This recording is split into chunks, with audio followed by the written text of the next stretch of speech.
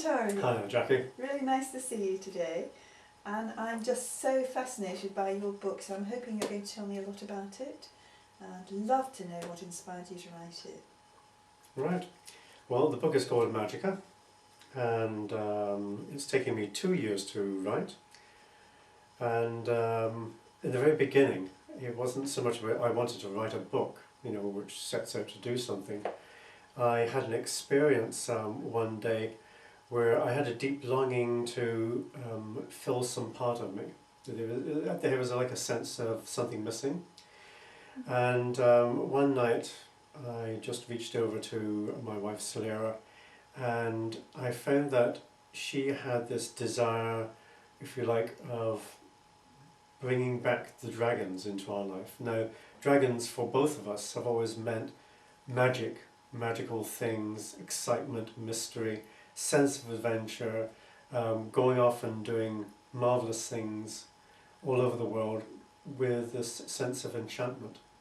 And I say it wasn't that I sat down to write about all of that, it's just that I had a feeling that I needed to write, and I needed to write in an inspiring way. And somehow this association with dragons gave me that feeling of inspiration and allowed me to energetically feel what the book should be written about. And the ideas came to me over a 2-year period. It was just like I'd sit down to do a little bit of writing, and I'd have to enter into this space, this energy space.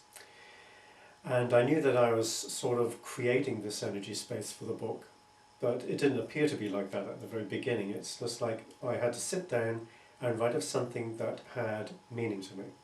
And I started off by writing about a boy and a dragon. That was like the starting place for it. And over a period of time, it was clear to me that I was being given ideas that didn't seem to have any storyline to them whatsoever. But I had the feeling that I needed to make a story from everything that I was being given and being shown. And what I've ended up with is something that I call a body of work. In other words, the book isn't just words, it is something which is living. It's like a living creation. And even now when I've completed it and I've moved on to other things, it's like it's still there on my desk, because every so often I pick it up, I read a piece from the book, and I find that I'm reading the book in a new way. So it sounds as though you didn't sit down in the conventional way as a writer does, from start to finish, that actually it grew and evolved in a somewhat different way? I would say that when I first started writing, I didn't know if it was the beginning of the book or any part into the book. I just started writing. And I wouldn't write every day, I would just write when the feeling to write was there. Because I knew that this wasn't something that I could force. I couldn't have this book just be written like, some people say, you write a bit every day and you keep on writing it. It didn't want to be written that way. It's something like, for me, it's like a partnership. I was given something to work with, and by getting the feel of the energy, I was able to bring the book to life bit by bit. So there are things in here that when I read them again, I just wonder that I was able to write it in the first place. But it is a feeling of being conscious that I'm doing something and not conscious at the same time. In other words, I know that I'm writing something, but I'm not fully understanding the depth and the power of what I'm writing. That came later. That came almost like as the aftermath of, did I really write that? How amazing, how wonderful. And what I've understood in the writing, that it's always matched perfectly with everything that's been around me. So I'll give you an example. For one workshop that I was leading with my wife, I just knew that I had to go out the room, pick up the writing and start to read something of a story to the person in the workshop, which made absolutely sense to her and actually helped her to change her knowing of herself. So this book has the power to have people change their understanding about the world in which they live and of other worlds in which sometimes you just think they're fantasy and you don't have any connection with. But what I'm saying here is, in our dreams, in other fantasy-like worlds, we have something that is us, that is there already. And if we sort of like expand our conscious awareness, we get to know that we're existing in other realities at the same time as this reality here. And in fact, they might all be just one gigantic reality. But the book puts it in such a way that you read it as if they're separate realities, and then, when you've read the book, you can see that they can all become one reality. So it's an amazingly transforming book. When I read the book, I read it 3 times. First time I read it as a novel because I'd had a little bit of involvement with you in the writing of it, and I wanted to see how the story actually came together. And so it was a fascinating story, and I enjoyed it. The second time I read it at a totally different level, and the teaching, I think, was coming, the wisdom was coming through. Third time I'm reading it now, third time, and I simply cannot read it as a book. I have to just read a bit, and then it takes my mind away to do some thinking, some inner work, some self-development, some greater comprehension, and then I come back to it and move on. And maybe I don't move on where I left off, you know, as you say, just open it up. And so I find it a totally fascinating book. But what are the messages that you would like people to take from the book? I think that what you've said is perfectly true. It's a book which can be read as a story, and I've personalised it to some extent, but I've found through talking with other people that it's best as if you almost like open the book and read a short passage, because in the reading of that short passage you find that there's something immediately resonating to you, which with normal books you just completely read through and they don't change you.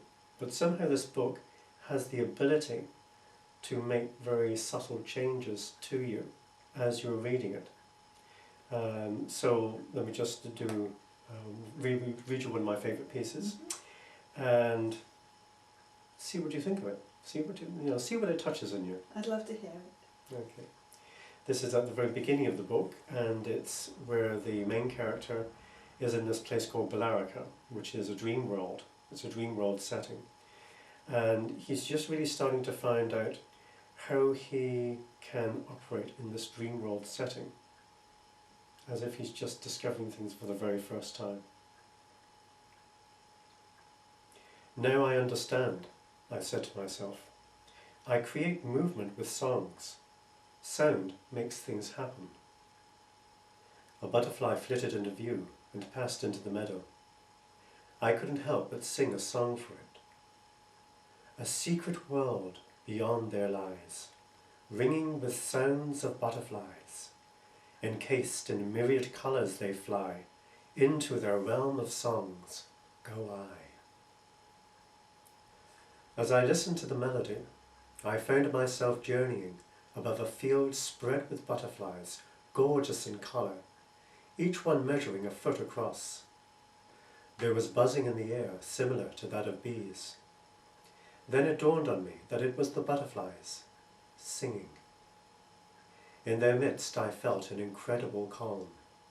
The air was barely moving, and yet was so full of sound that even the spaces between the sounds seemed to register subtle tones.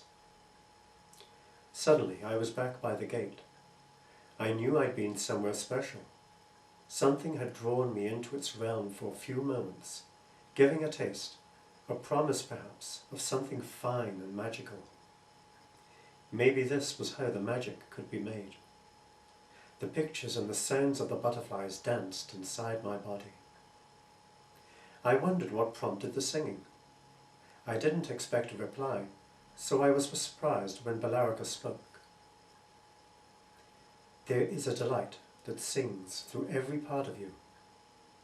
You hear an infinite song forever being sung. It signifies springtime, an eternal springtime of youth, spinning itself effortlessly, filling you with joy, taking you to wondrous places to explore whatever you wish to experience next. You bring all of it home and give it a place to stay for a while, yet the delicacy of its shimmer will pass, for you are the eternal springtime. That's beautiful. It's like you can feel this presence that moves through you as perhaps you're reading the book or listening to it being read. And it does literally take you to places of incredible beauty, and you feel that you're there and that you're experiencing, you know, the wonderful things that you're being shown, so that you feel that not only are you there with butterflies, but your ear can hear, you know, the sound of the butterflies, as if they're perhaps singing messages to you. Mm-hmm. And I think it's in that ability to be able to pick up a book and read a very short passage and to be able to have an experience, and then to perhaps change your knowing of yourself or your ability to interact with the world in such a way that you feel more expansive, more powerful, that you feel that you've touched magic and now you're living magic, and that you're creating a magical reality with it. And that for me is what the book is all about, and that's why it's called Imagica. It sounds wonderful, and I have to agree that at the time I finished the book the first time, I actually felt set free and was inspired to write a poem which came from the inspiration of the book, so it certainly moved me, and I'm sure it's going to move an awful lot of other people in whatever way is right for them too. That's right. Because there are just so many levels, aren't there, in which one can comprehend this, read it, experience it, and allow oneself to be taken to this magical world, you know, which will be a different experience for every single person. Every single time. Yeah, every single time, sure. Yes, that's wonderful.